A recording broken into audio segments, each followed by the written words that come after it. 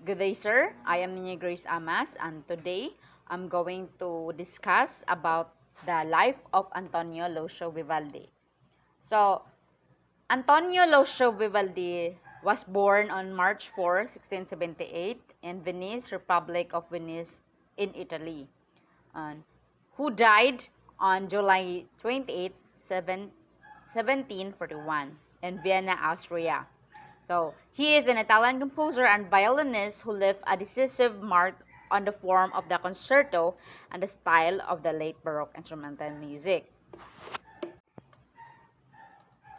So, Vivaldi's main teacher was probably his father, named Giovanni Battista, so who in 1685 was admitted as a violinist to the orchestra of the San Marco Basilica in Venice. So, Antonio is the eldest child, and he trained for the priesthood and was ordained in 1703. So his distinctive reddish hair would later earn him sobriquet Pretty Rosso, the Reed Priest. So he made his first known public appearance playing alongside his father in the Basilica as a supernumerary. So violinist in 1696. So he became an excellent violinist, and in 1703 he was appointed violin master at the Hospital de la Pieta, so as a home for the foundling. So the Pieta specialized in the musical training of its female wards, and those of the musical aptitude were assigned to its excellence choir and orchestra, whose much praise performance assisted the institution quest for donations and legacies. So Vivaldi had dealings with the Pieta for most of his career as a violin master from 1703 to 1711. Director of Instrumental Music from 1716 to 1735, and a paid external supplier of composition from 1723 to 1739. So also, Vivaldi made his debut as a composer of sacred vocal music in 1713. So when the Pieta choir master left his post and institution, had to turn to Vivaldi and other composer for a new composition. So he achieved a great music with his sacred vocal music. So for which he later received commission from other institutions. No? Another new field in the war for him opened in 1713. So when his first opera, titled Autumn in Villa, was produced in Vicenza, returning to the Venice, and Vivaldi immediately plunged into operatic activity in the twin roles of composer and impresario. So from 1718 to 1720, he worked in Mantua as a director of secular music for the city's governor and Prince Philip of Hesse-Darmstadt. So this was the only full-time post Vivaldi ever held. Also, he seems to have preferred life as a freelance composer for the flexibility and entrepreneurial opportunities it offered. So, Vivaldi's major composition in Mantua were operas, though he also composed cantatas and instrumental works. In 1720s were the zenith of Vivaldi's career, based once more in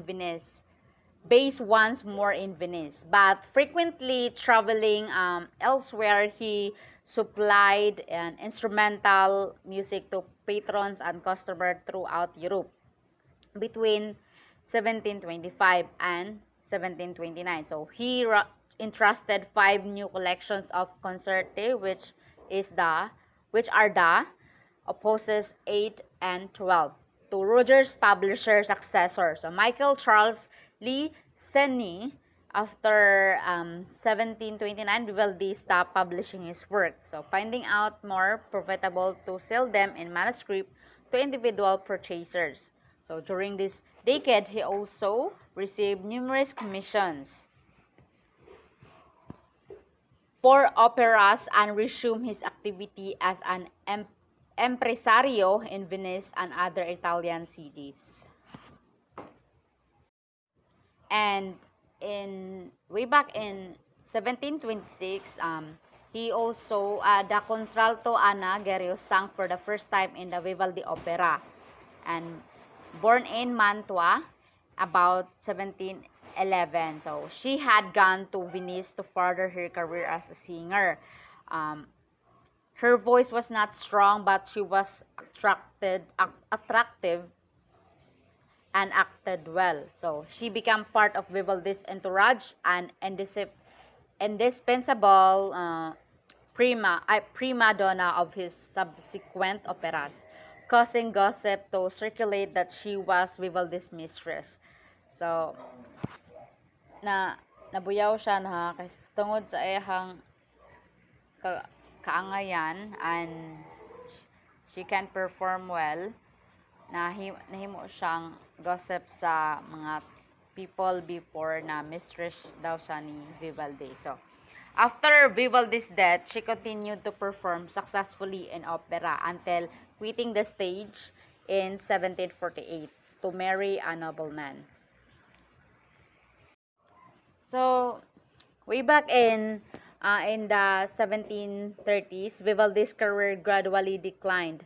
So the French traveler Charles de Brosses reported in 1739 that with a regret that his music was no longer fashionable.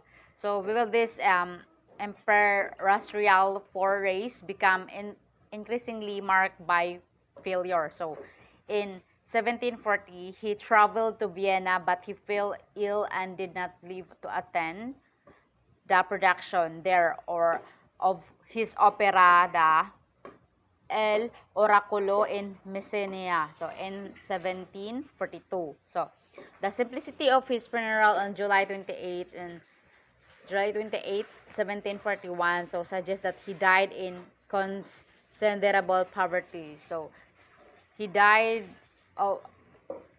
because nahimo na siyang pobre. So after Vivaldi's death, his huge collection of musical manuscript consisting mainly of autograph scores of his own work was bound into 27 large volumes. So these were acquired first by the Ventenian Bibliophile Jacopo Soranzo and later by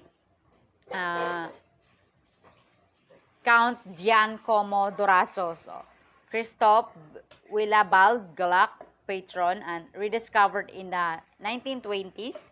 This manuscript today from part of the Foa and Giordano collection of the National Library in Turin. So, Vivaldi's instrumental music. So the instrumental music of Antonio Vivaldi. So, almost 500 concerti by Vivaldi survived. More than 3 are concerti for a solo instrument with string orchestra and continuo. So, of these, approximately 230 are written for solo violin and 40 for bassoon and 25 for cello and 15 for oboe and 10 for the flute. So, there are also concerti for viola de amor. So,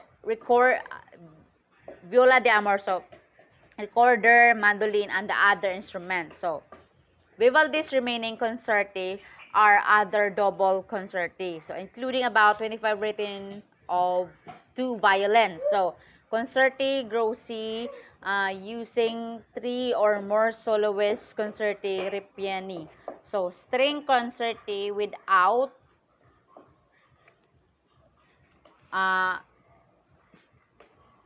string concerti without a soloist, so or a chamber or concerti for a group of the instrument without orchestra. Here are the 10 of Vivaldi's greatest pieces of music.